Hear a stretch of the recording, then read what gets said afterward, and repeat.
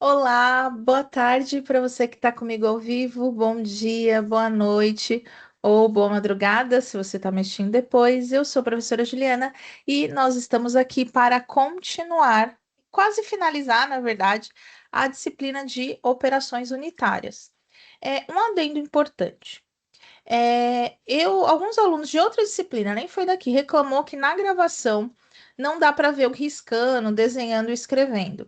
Por isso a professora hoje vai fazer de uma nova maneira esse processo, tá? E aí o que vai acontecer? Em alguns momentos eu vou olhar para o lado, que é onde está o chat.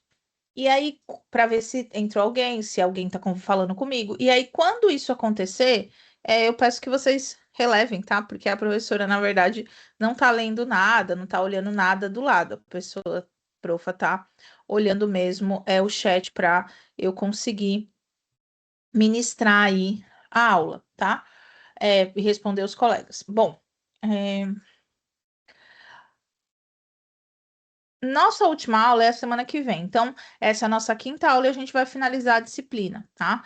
Lembrando que a gente já conversou bastante, caminhou bastante em operações unitárias, então a aula basicamente a gente vai conversar. A professora agrupou as aulas em grupos dentro das operações. Lembrando que as operações unitárias não são exclusivas da farmácia, da farmacologia, da farmacotec, não são. Elas abordam ali outros processos industriais, tá? Elas fazem parte de processos industriais. E aí, óbvio, se usa muito na farmácia. A gente viu, inclusive, que a gente usa para diversas coisas, inclusive um comprimido pode ter ali passado ali por alguns processos dentro das operações unitárias. Às vezes a gente não usa só um, tá? Só uma operação. Bom, e aí a gente vai entrar num grupo de operações que são bem conhecidas, né? Que são as de centrifugação. Então, eu acho que vocês são quarto ou quinto, né? Eu não sei se já tiveram alguma disciplina que vocês centrifugaram, mas as de análises clínicas vocês vão fazer isso, né? Então, pode ser que vocês já centrifugaram alguma coisa, pode ser que não, tá? Mas a centrifugação, ela usa, né, um que a gente chama de RCF, que é a força centrífuga, que é justamente ao girar, né, o motor em uma certa velocidade, que a gente chama de RPM, né, que é rotações por minuto, a gente gera uma força centrífuga que vai afastar as partículas do eixo de rotação. Então, essas partículas vão ficar afastadas de onde a gente está fazendo a centrifugação.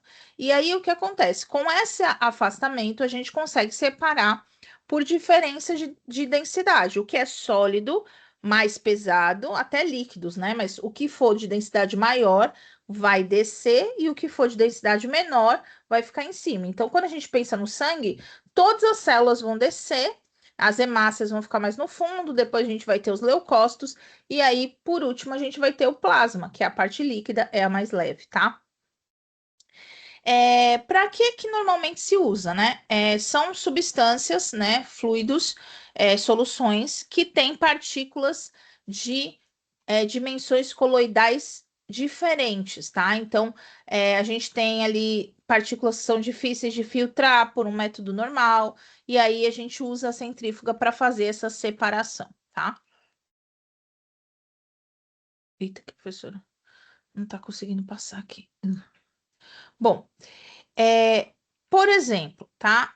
Vou dar um exemplo de uma centrifugação. A gente viu na aula passada o processo de cristalização, né? Que é quando a gente satura uma solução e aí ela vai começar algumas soluções, né? Em algumas condições vão cristalizar, mas a cristalização é por saturação.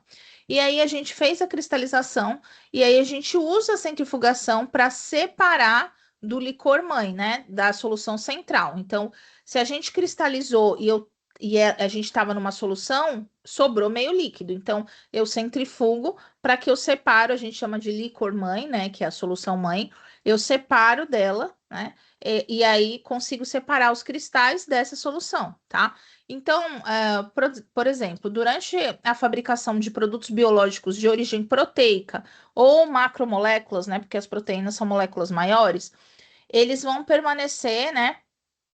Como dispersão coloidal em água. E aí é muito difícil da gente separar por filtração convencional. E aí, nesse caso, a gente vai separar por centrifugação. Então, algumas substâncias que têm a característica de dispersão coloidal, elas vão ficar muito misturadas e a gente não consegue filtrar. Aí a gente usa uma centrifugação e aí a gente consegue separar elas em duas fases, tá? Bom, duas coisas importantes aqui. Primeiro é que a centrifugação, né? A gente vai separar de acordo com tamanho e densidade. A gente pode precisar centrifugar mais de uma vez em diferentes RPMs, tá?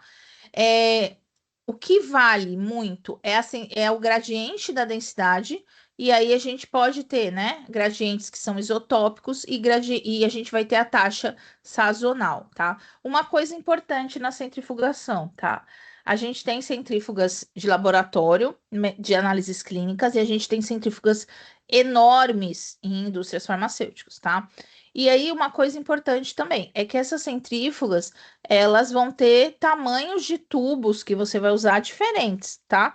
Então, isso também é um ponto interessante da centrifugação, porque você pode, ao mesmo tempo, se for o mesmo RPM, né, a mesma força centrífuga que você vai usar, você consegue fazer várias amostras diferentes, né? Eu consigo fazer, por exemplo, fármacos diferentes que precisem da mesma centrifugação, separações de cristais diferentes que utilizam a mesma centrifugação, tá? Professor, a velocidade da centrifugação, ela vai variar da molécula que você quer separar, né? Então, a velocidade, o RPM que você coloca, ele tem a ver com a característica da molécula, tá? Bom, trouxe aqui algumas, tá? Aplicações. Então, uma bem conhecida é a separação da insulina, né? Então, a gente separa ela de precipitados proteicos, né, por centrifugação. Uma aqui, que é perto do que vocês já viram, a gente usa. A centrifugação ela é importante para extração de DNA, por exemplo, tá? Enzimas bacterianas, então você coloca o meio de cultura lá e a gente separa essas enzimas das células das bactérias. Então, as bactérias vão produzir enzimas no meio e a gente precisa da enzima, como a enzima de restrição. Então, a gente usa a centrifugação, tá? E os colóides e polímeros, né, que tem um peso molecular diferente, aí a gente precisa de um processo que chama de ultracentrifugação, que é muito mais rápido, tá? Justamente para a gente conseguir exercer a força que precisa para essas moléculas precipitarem no fundo, tá? Eita. Esse modo aqui é muito ruim de achar o mouse. Deixa eu ver se eu consigo fazer uma coisa. Não confio. Que triste. Feio. Bom, o segundo modo, né, é o modo que a gente chama, né, de trituração e moagem. O objetivo do processo da moagem é eu diminuir o tamanho da partícula, né? Então, se eu tenho uma partícula grande aqui, né? Eu quero diminuir essa partícula menor. O que que a gente usa como moagem? Café, né, minha gente? O café é um processo de moagem, tá? Só que existe ali uma diferença entre a moagem e a trituração, tá? Muitas vezes a gente tritura e depois moe. Por quê? Quando a molécula tá maior, deixa eu ver se vai explicar essa diferença aqui. Eu tô. Quando a molécula tá maior, eu vou diminuir ela em fragmentos menores, para depois transformar ela, por exemplo, em um pó, tá? Então eu trituro, depois moo. Mas muita gente usa, quando você vai ler livro, eles usam trituração e moagem como se fosse uma coisa só, tá? E aí o que que a gente faz? A gente diminui o tamanho das partículas de um material sólido, né? A gente não moe líquido. E aí, qual o objetivo? Aumentar a superfície de contato, né? E a reação daquela determinada matéria-prima. Então, quando eu moo o grão do café, o que eu quero? Se eu colocar aquele grão do café na água quente, a superfície de contato dele vai ser só em volta, né? Que vai estar na água, vai ser em volta. Se eu moo ele em um pó, as partículas do pó, que vão ser bem pequenininhas, elas vão estar com uma superfície de contato. Então, eu aumento essa superfície de contato, tá?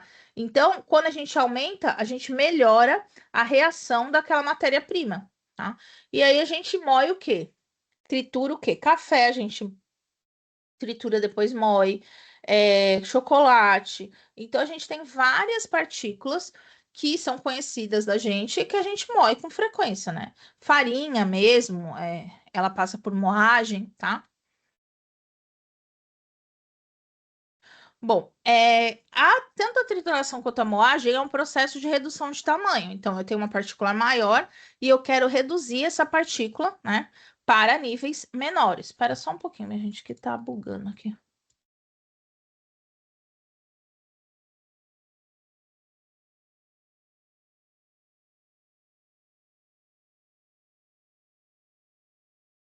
Caramba, tá bugando.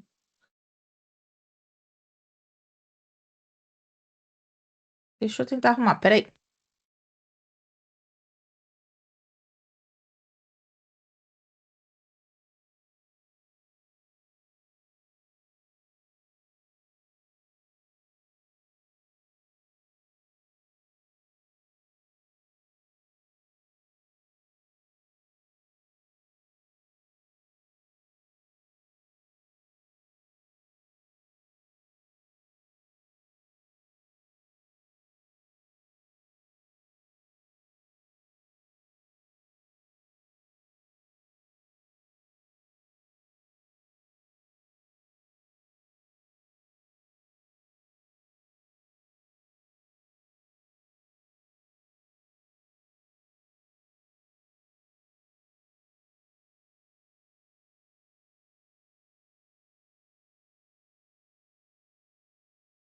Desculpa, minha gente, desculpa.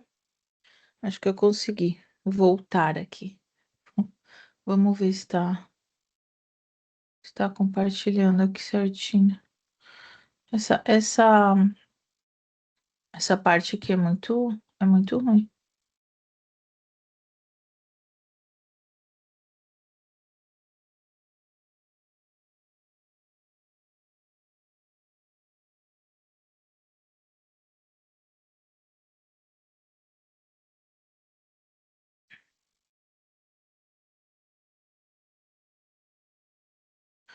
Pronto, eu acho que tá ainda.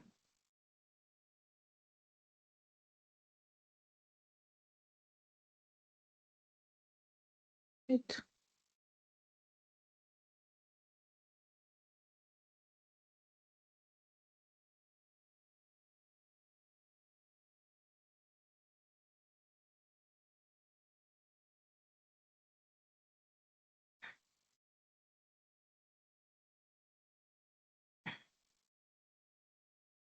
Bom, vamos lá, vamos continuar aqui. Espero que esteja dando certo, tá? Bom, continuando, tá? O. Eu apareci aqui. O processo de trituração e moagem é um processo de redução de tamanho, tá? Então, a gente vai ter o quê? A gente vai ter uma compressão, né? Que vai ser usada ali para redução grosseira dos sólidos, né? Fornecendo ali. Um produto um pouco mais fino, tá? A gente vai ter impacto, né? Os métodos de impacto que fornece produtos mais grossos, médios ou finos, e aí é muito usado amplamente na indústria, né? O de impacto são os que ficam dando batidas assim, né? O de atrito é que a gente vai usar ali produtos muito mais finos, com material mais macio e não abrasivo. Então, uma característica do diatrito é que ele normalmente não é abrasivo, tá? E aí a gente vai ter o cisalhamento, que vai fornecer partículas, tamanho de partículas definidos, ou uma forma já definida, tá? E aí, nesse caso do cisalhamento, a gente não consegue partículas muito, muito fininhas, tá? A gente vai conseguir partículas um pouco mais grossas, tá? Mas a gente consegue ter uma forma um pouco mais definida aí, tá? Deixa eu só.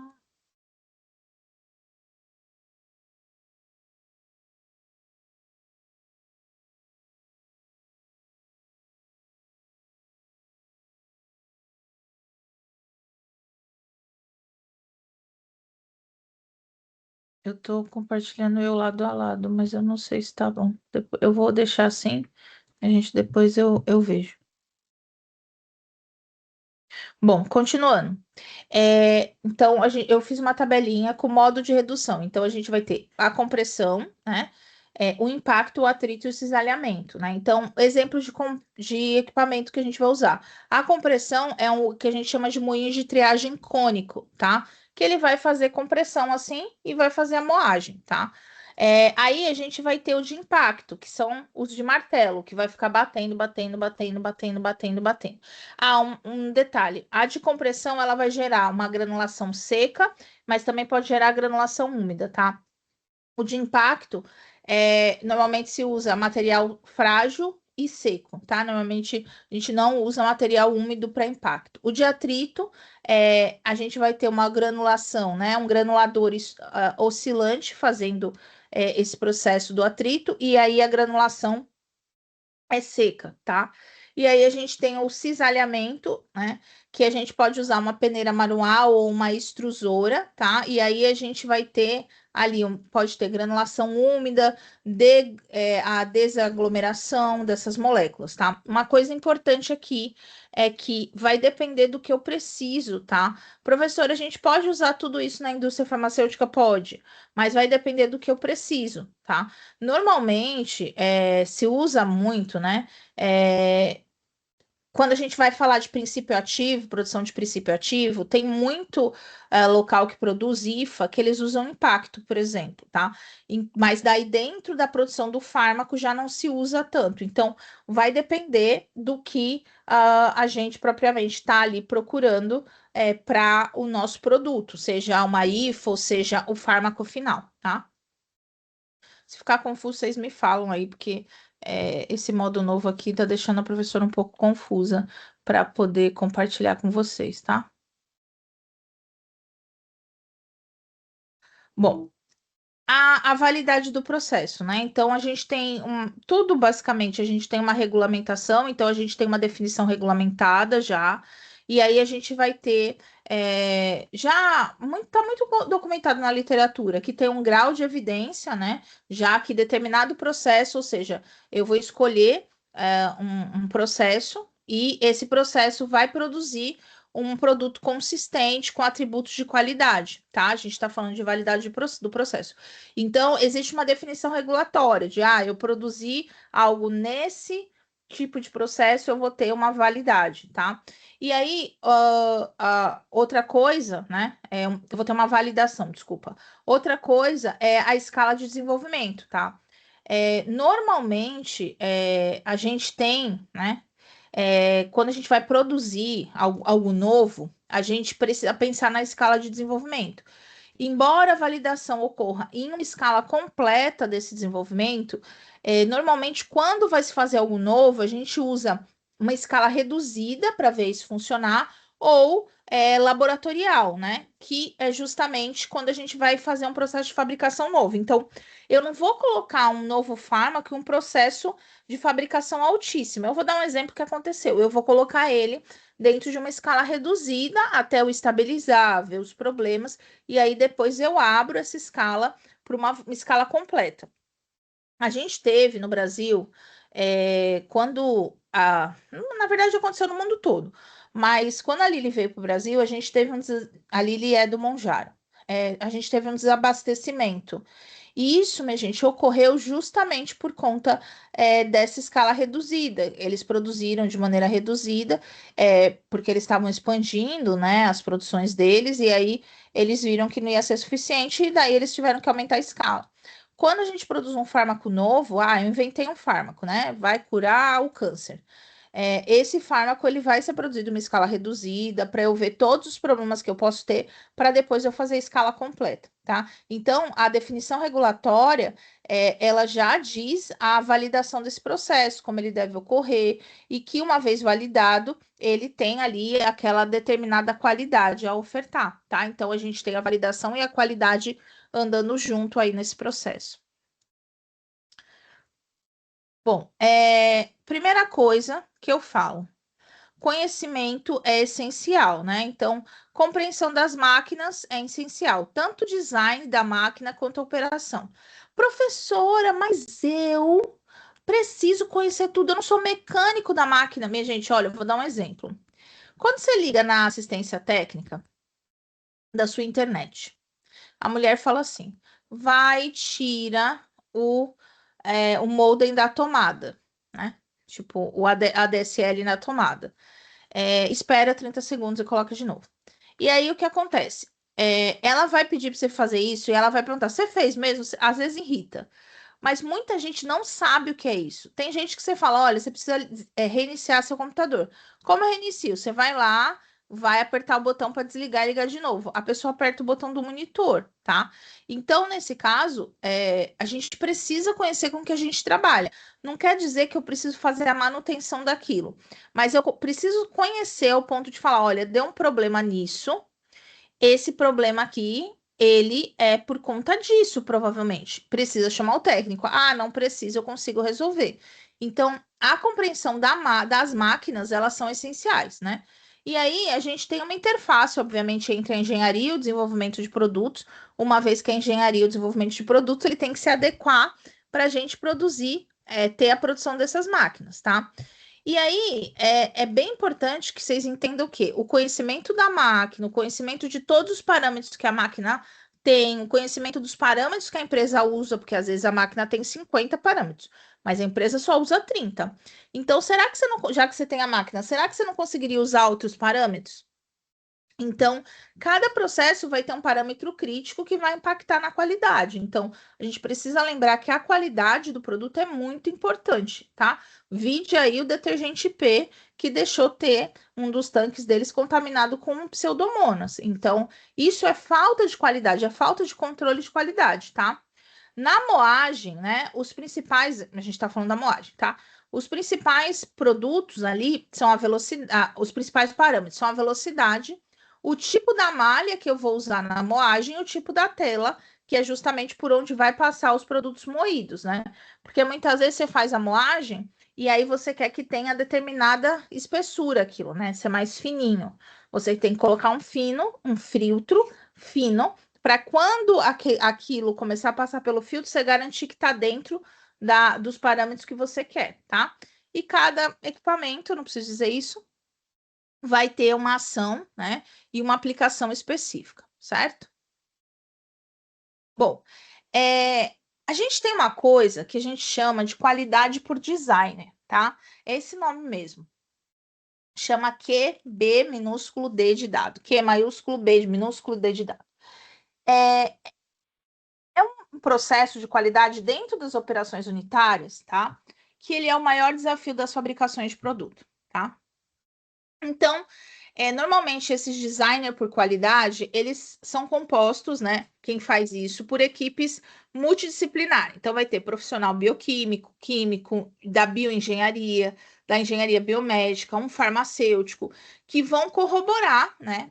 A qualidade por design, normalmente ele está dentro do P&D, né? Que é pesquisa e desenvolvimento. Então, eles vão estar ali para desenvolver um produto de qualidade bem-sucedido, né?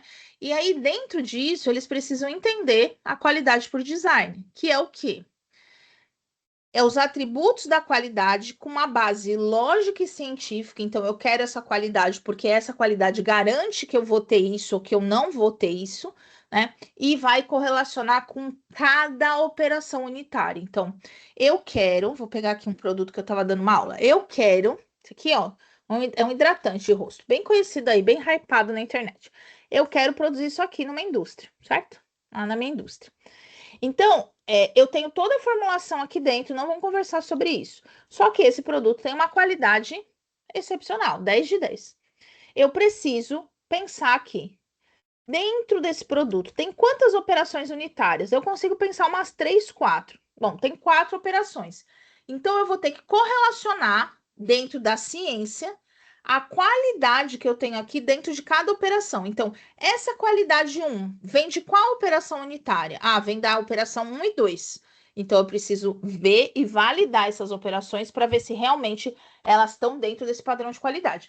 E aí, por exemplo, se a fábrica A produzia esse produto, e aí eu vou para outro país, eu quero que a fábrica D, lá desse país, produza esse produto, a gente vai ter que validar tudo isso de novo, tá? Então, a qualidade por design, ela visa garantir a qualidade do produto final considerando as operações unitárias, tá? Então, considerando as operações técnicas que eu apliquei nesse produto, nesse produto, nesse produto e assim sucessivamente, tá? É que eu não tenho remédio aqui, né? Normalmente a professora traz remédio, mas eu não tenho aqui perto. Ó, sumiu de novo. Bom, trouxe aqui, a profa não gosta de slide com muito texto, mas nesse aqui eu preciso colocar um monte de texto, tá? Desculpa. Então vamos lá. Aqui a gente tem o processo de qualidade, tá? Por designer, né? Vamos chamar assim. Vamos chamar de QD, vai. Que ele tem algumas questões de exigências, tá? Então, eu trouxe aqui todas elas, porque eu tenho um aluno, ele não é do EAD, ele é do presencial, que ele trabalha com isso hoje numa indústria farmacêutica bem conhecida de Natal. Acho que é Natal que ele tá. Maceió? Natal. Eu sempre me confundo. Não, nada a ver um lugar com o outro, né? Me desculpe se você é daí, mas eu sempre me confundo. Mas tudo bem. E ele trabalha com isso, né? E ele ganha, tem um retorno financeiro muito bom. Então, assim, é uma área que é bem legal de trabalhar, tá? Eu trabalharia nessa área. Que é justamente o que a qualidade por designer quer. Uma abordagem sistemática, então a gente está falando de regras, parâmetros, dentro do desenvolvimento farmacêutico. Então, quando você faz uma abordagem sistemática, você garante qualidade, tá? Ah, mas e se eu colocar uma grama a mais? Não, é exatamente aquela gramagem, é exatamente esse processo. Mas não tem esse, é isso, tá? É assim, ó, linear, tá? Produção farmacêutica, desenvolvimento farmacêutico é linear, a gente vai reto. A gente não desvia, não. A qualidade, ele tem que ser planejada desde o início, não tem que ser testada no final. A gente já conversou isso. O Brasil, ele produz muitas coisas por batelada, né? Ele não vai, ele testa, por exemplo, eu produzi 1.000 detergentes lá da IP. Ele vai testar um, né? E aí, teoricamente, né? Teoricamente, você testa um daquela produção seriada. Ah, não tem problema, você libera. Mas quem garante que no meio desses 1.000, os primeiros não estavam com problema? Ou os últimos, ou do meio. Então, teoricamente, você deveria testar todos, tá? A definição dos atributos críticos da qualidade, que a gente chama de CQAs, que é justamente o que eu preciso fazer e aquele atributo, ele é crítico, se eu não seguir, a gente vai ter um problema final de qualidade, e aí a gente pode estar falando em ferir a saúde humana, tá? Identificação dos parâmetros críticos do processo, que é o CPPS. O CPP, minha gente, ele serve justamente para eu saber aonde eu tô com o parâmetro mais crítico, mais complicado, onde pode acontecer mais erro, tá? A gente vai ter que sempre pensar, né, na relação entre o processo, a variável e a qualidade final. Então, quais são as operações, quais são as variáveis dentro dessas operações? A gente já conversou sobre isso em todas as operações, e aí dentro disso eu vou relacionar com os processos, né? Então, as variáveis dentro das operações unitárias para meter o produto. Então, qual variável eu tenho mais crítica dentro dessas que acometem a qualidade final, tá? Outra coisa é que a gente precisa a ciência, né? Muitas vezes pode parecer insuportável essa história da ciência, mas a indústria farmacêutica só chegou onde está por conta da ciência. Então a gente precisa considerar o que a ciência traz em relação a isso, tá? E aí, quando eu uso qualidade por design na minha produção, eu garanto maior controle, reprodutibilidade. Então, se eu coloquei numa uma fábrica em São Paulo um fármaco sendo produzido que eu uso qualidade por designer, a chance de eu replicar isso numa fábrica na Espanha, no Japão, nas Maldivas, na Austrália, no meio do oceano, vai ser muito alta, porque a gente garante sistematização, tá? E robustez dentro disso. Então, exemplo na prática para moagem, tá? Definir o tamanho da partícula, botei aqui que a gente está falando da moagem, tá? Mas isso pode ser aplicado para todos. Definir o tamanho da partícula desejada, né? Isso é um CQA, tá? Então, é um atributo crítico que eu tenho que saber. Qual o tamanho da partícula? Qual o tamanho eu quero? Quero uma partículazinha, uma partícula zona, Qual o tamanho? né? Então, se você for pensar no esfoliante, o esfoliante de corpo, ele tem muito disso, né? Eu tô com um cosmético na cabeça porque eu tava dando aula disso, então por isso. O esfoliante de corpo, você tem um CQA ali, você pensa qual o tamanho daquele esfoliante em relação aonde esse esfoliante vai estar, ou seja, o meio ali, no caso ali, provavelmente de uma emulsão ou talvez de um gel creme, que aquele esfoliante vai estar, tá? A gente tem o CPP, por exemplo, ajustar a velocidade, o moinho, a malha, para presta atenção aqui, eu ajusto o CPP para conseguir o CQA. Então, para eu ter o CQA, eu preciso definir meu CPP, certo? É basicamente como eu vou fazer isso para que eu tenha o tamanho da partícula que eu quero. Vai, 5 nanômetros, 1 microlitro, né? Qual for o tamanho. E controlar todo o processo para garantir que ele seja consistente, que a gente não tenha flutuações, tá? Aqui a gente pode ter qualidade por design em todos os processos, tá? Próxima técnica, tá? Tamização, né? Minha gente, vou trazer aqui uma coisa que vocês nunca vão esquecer, o que é tamização. Vocês já viram novela, filme que o povo, os garimpeiros, ficam lá fazendo assim no rio para lavar as pedrinhas, para ver se tem ouro ou algum mineral precioso? Isso é uma tamização, tá? Tamização é quando você peneira o suco de uva, no suco de laranja da sua casa, ou o suco de maracujá, você está tamizando ele, tá? Então, nesse caso, é uma técnica de separação por tamanho. Frio.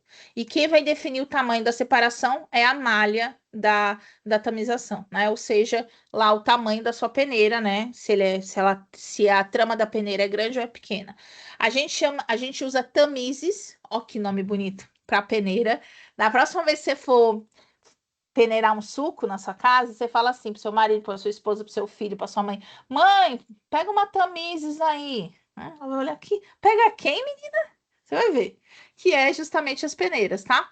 Então, a peneira é o equipamento principal, tá? É muito usado para classificação granulométrica, então muitas vezes faz a moagem, passa por uma tamização, porque eu quero garantir que somente um determinado tamanho de partícula passe, e aí a gente tamiza isso, porque daí as partículas menores que não conseguiram ser moídas ali, elas vão ficar em cima da peneira e eu uso o que está embaixo, tá?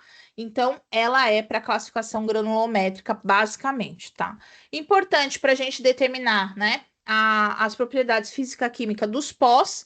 Então, os pós, a maioria deles podem passar por processo de tamização. E a técnica baseia pela passagem de partículas pela malha, tá? Então, as partículas menores passam, as partículas maiores ficam retidas na malha. Não tem segredo aí, tá?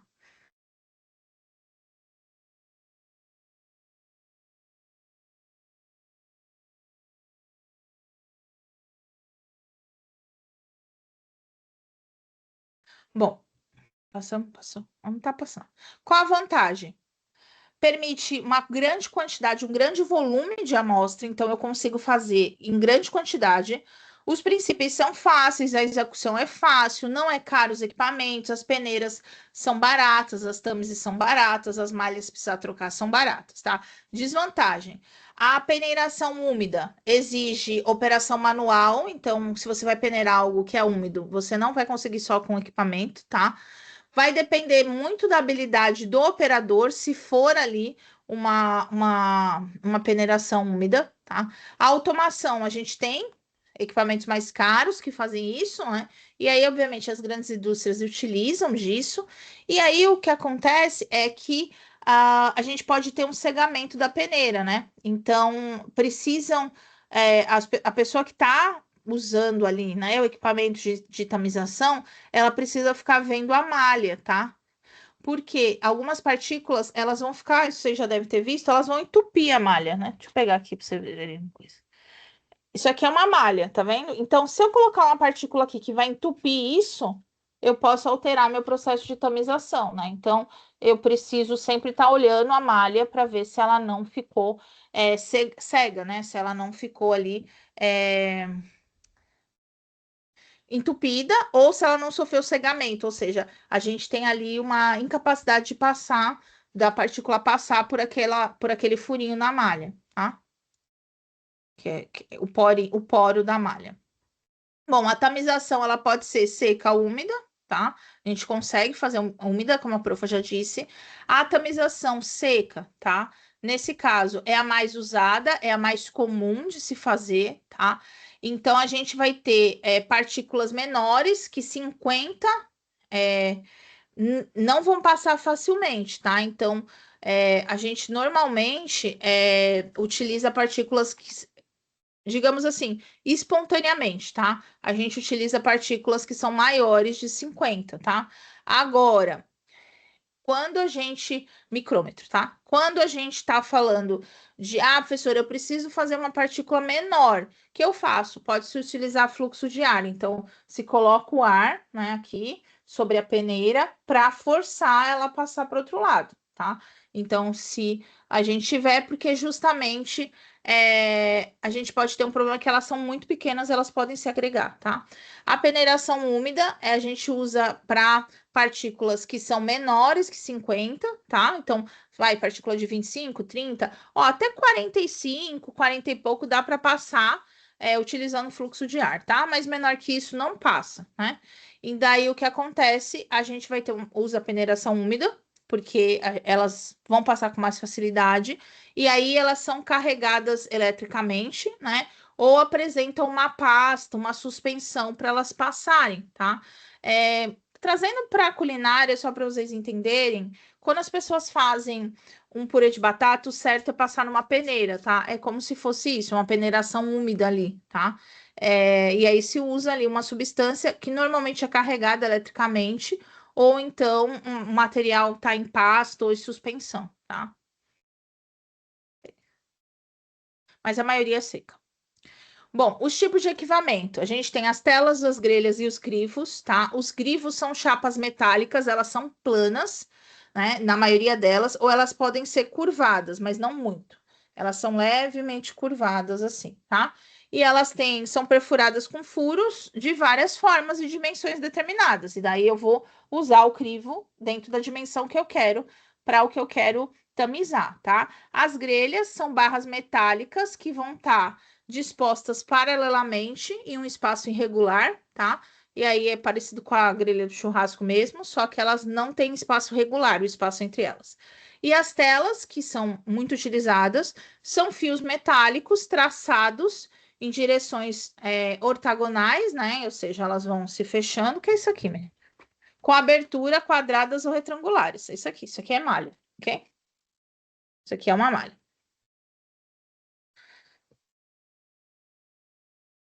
Os equipamentos, eles podem ser classificados como fixos quando a gente tem, por exemplo, as grelhas fixas, né? A gente vai ter uma superfície inclinada, vai ter força de gravidade ou móveis quando elas estão rotativas. Mas, gente, isso aqui é fácil. Se tá parada, é fixo. Se ela rota, elas são móveis, tá?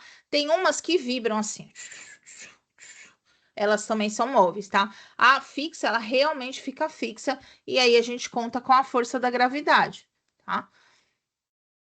E aí, outra coisa, a eficiência da peneira industrial, ela vai de 80 a 92, 93%, tá?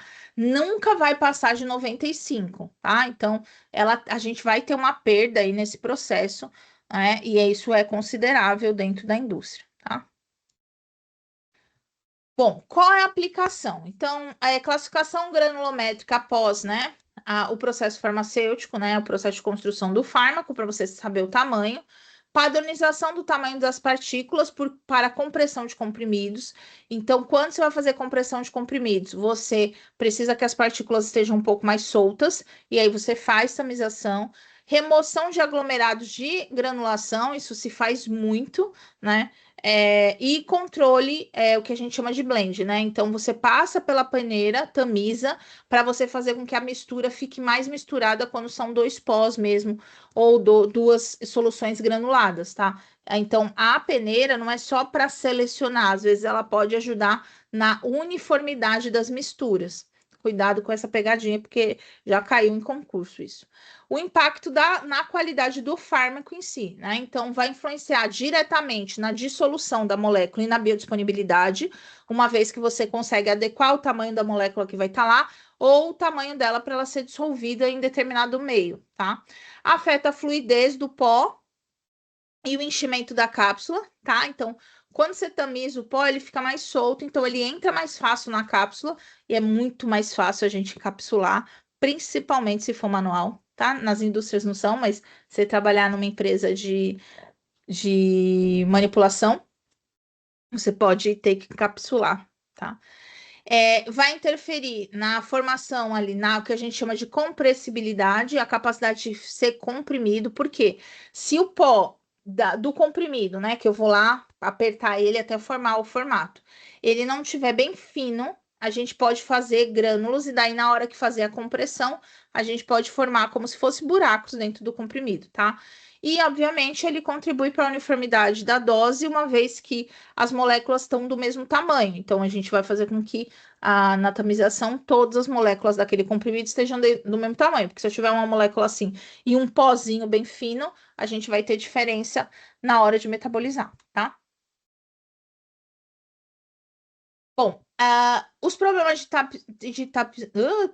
tapização, de tamização, tá? Primeiro é entupimento da malha, que a gente chama de clogging, né? Isso é um problema real, mas isso é um problema até na sua casa. Quando você tá filtrando lá, que você que você tá peneirando lá, a gente peneira qualquer dia com esse pensamento. Suco de maracujá. Você vai ver que uma hora vai entupir. Daí a gente vai com a colher e faz assim, né? Aperta assim, né? E aí, se não dá, a gente joga fora o resto e começa de novo. Então, isso também acontece.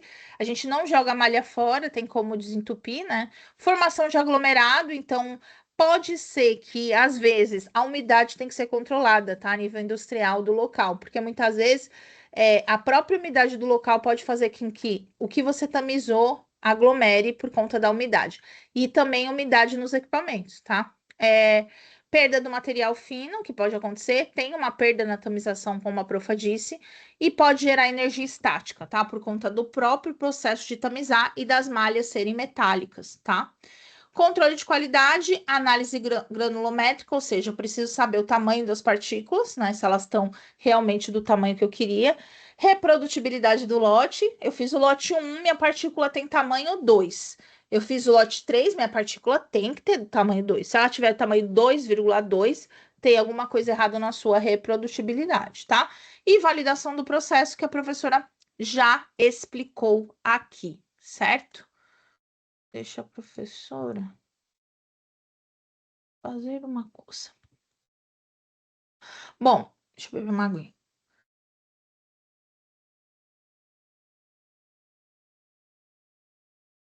Vamos revisar agora, né? É o que nos resta neste momento, tá?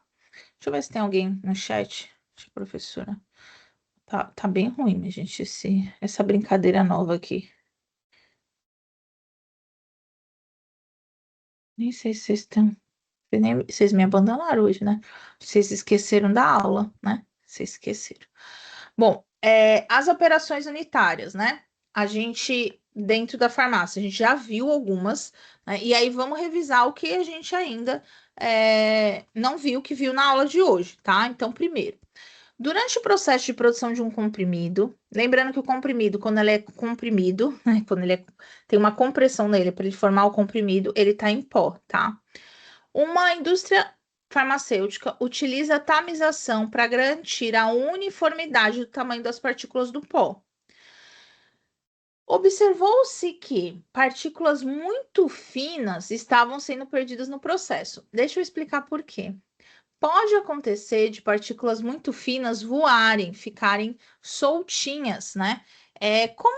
Pensa assim, você vai pegar a farinha lá, né? Você tem a farinha lá, você vai pegar a farinha e vai bater, jogar a farinha assim, você joga a farinha em cima da mesa para mexer um pão. Não sobe, aquilo é perda, tá? Óbvio que a perda é pouca, mas quando a gente pensa em larga escala é muito, tá? Observou-se que partículas estavam sendo perdidas no processo e aí estavam comprometendo a uniformidade da formulação. Com base nesse contexto, assinale a alternativa correta. A perda de partículas finas não interfere na qualidade do medicamento. Se eu calculei, qualquer perda vai interferir, tá? A tamização não influencia na uniformidade da dose. A gente acabou de ver que influencia, tá? A distribuição granulométrica impacta diretamente a qualidade do produto final. Fato. A resposta provavelmente é essa.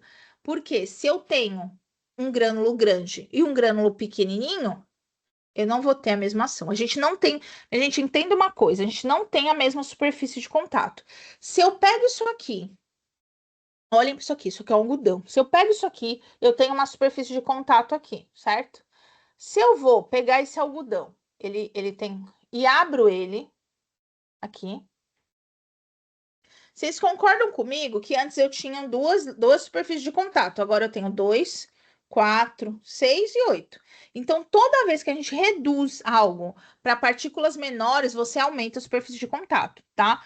Então, se eu aumento a superfície de contato, eu já mudo a qualidade e até a ação daquele fármaco, tá? A tamização é irrelevante para o processo de compressão de comprimidos. Eu já falei que ele é super relevante. A gente consegue misturar melhor. 2, quando a gente uniformiza o tamanho, a gente consegue comprimir melhor o comprimido e também consegue garantir a mesma superfície de contato. Apenas partículas grandes influenciam a biodisponibilidade. Nada a ver, né? Então, a resposta provavelmente está aqui. Yes. Continuemos, tá? Na indústria farmacêutica, a escolha do método de peneiramento, seco ou úmido, então aqui ele está falando dos dois, tá? Depende das características do material a ser processado. O material apresenta partículas, um material apresenta partículas menores que 50 com forte tendência à aglomeração. Então a gente sabe que tem um material aqui que mesmo eu tamizando, né, peneirando, eu vou ter ali uma tendência de aglomeração, tá? Assinale a alternativa correta. O peneiramento seco é sempre mais eficiente independente do material. Não, tá? Já coloco aqui, nem vou ler. Quando a gente tem tendência de aglomeração e partícula menor que 50, a gente tende a ir para o úmido, tá? Porque daí eu vou tirar um pouco essa tendência. O peneiramento úmido é mais indicado para partículas muito finas e aglomeradas. Com certeza isso daqui. A tamização não depende do tamanho da partícula, depende sim. Inclusive, é o jeito que a gente vai fazer a seleção na tamização. Materiais coesos não interferem no processo de peneiramento, interferem. O uso de líquido reduz a eficiência da separação, não porque no úmido a gente usa e aumenta a eficiência, tá? Então, a resposta provavelmente é a B. Última, acho que é a última. Durante o controle de qualidade de um processo de tamização, foi identificado o fenômeno de cegamento de peneira. Ou seja, lembra que o cegamento de peneira, a gente impede que a partícula passe corretamente pelo poro, pelo furinho da malha, tá? Com base nesse fenômeno, assinale a alternativa correta. O cegamento ocorre quando há aumento excessivo da vibração. Não. O cegamento da peneira está relacionado com o bloqueio das malhas por partículas. Sim. Esse fenômeno melhora a seletividade do processo. Não, ele diminui, né? Porque eu vou peneirar de maneira mais lenta e às vezes com menos qualidade. O cegamento não impacta a eficiência da tamização, impacta diretamente, porque eu vou diminuir. É um efeito desejado em processos industriais, não é desejado, tá? Então é a resposta AB, certo? Próxima aula, para a gente finalizar, a gente vai para os processos aí de refrigeração, liofilização, esterilização e etc, tá? Eu coloquei uma frase aqui, né? Que traduzindo, tá? Isso é uma frase de um jogo, para quem não.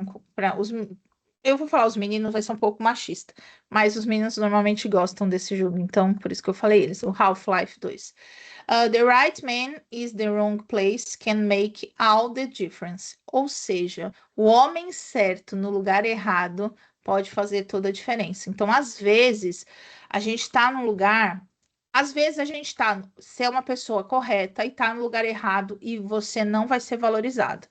Mas às vezes a gente tem a oportunidade de estar em alguns locais que a gente vai ter que gastar energia a mais, a gente vai ter que se dedicar a mais, mas você pode fazer toda a diferença. E aí é nesse local que a gente normalmente brilha, sabe? Óbvio que o dinheiro é importante, ele tem que estar junto, mas normalmente quando a gente consegue fazer a diferença, quando a gente vê que nosso trabalho, nossa dedicação, ele faz a diferença na vida das pessoas, a gente vai ter então uma visão muito mais elaborada de satisfação profissional, sabe? A gente entende, nossa, tá difícil, aqui é ruim, mas eu entendo que eu tô fazendo a diferença, sabe? E aí pode ser diferença em vários níveis, tá? Então, lembre sempre disso, tá? É uma frase bem legal e é de um jogo. Bom, finalizei. Eu tive umas brigas aqui, né, com os nossos processos hoje. Hoje foi difícil, né? Mas a profa finalizou, tá bom? Deixa eu ver aqui uma coisa. Uma coisa, uma coisa.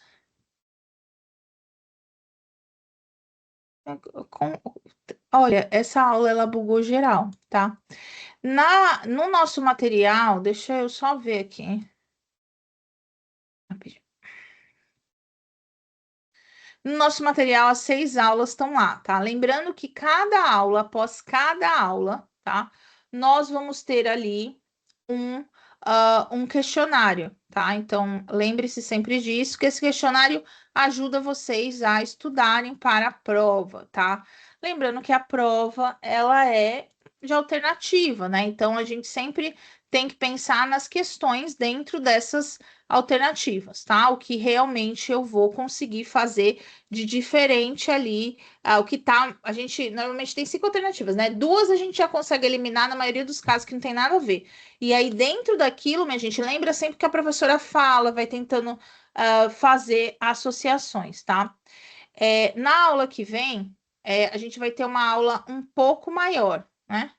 É que eu não quero começar hoje, porque justamente são 40 e poucos para não misturar, porque a primeira que a gente vai fazer amanhã é refrigeração, sabe? E tem muita coisa para eu falar. E aí vem uma que é gigantesca, que é liofilização, e aí a gente vai falar de novo de qualidade por design lá. E a gente termina com esterilização e pasteurização, tá? Então eu peço que quem for assistir a aula chegue realmente 5h15, porque talvez a gente invada um pouquinho o tempo da próxima aula, tá bom? Então já deixando aqui avisado para vocês, tá? Sempre que forem fazer a questão, assistam a aula primeiro. Então, prof, eu vou assistir a aula e vou fazer a questão depois. Então, faça isso. Lembre-se sempre que a gente precisa treinar o que a gente aprendeu e não tentar fazer a questão para chutar. Então, a questão não vale nota, nada disso. Vocês têm as AOs aí que valem nota. Então, mas tentem fazer a questão depois de estudarem o assunto. Então, professor, eu li o conteúdo do livro, eu assisti sua aula, eu vou lá e faço a questão. Então, façam isso, tá? Quem puder assistir, não me abandone, é muito ruim dar uma aula sozinha, tá? Então, não me abandonem. A gente se vê, então, na semana que vem, certo? Um beijo para vocês e até a próxima aula.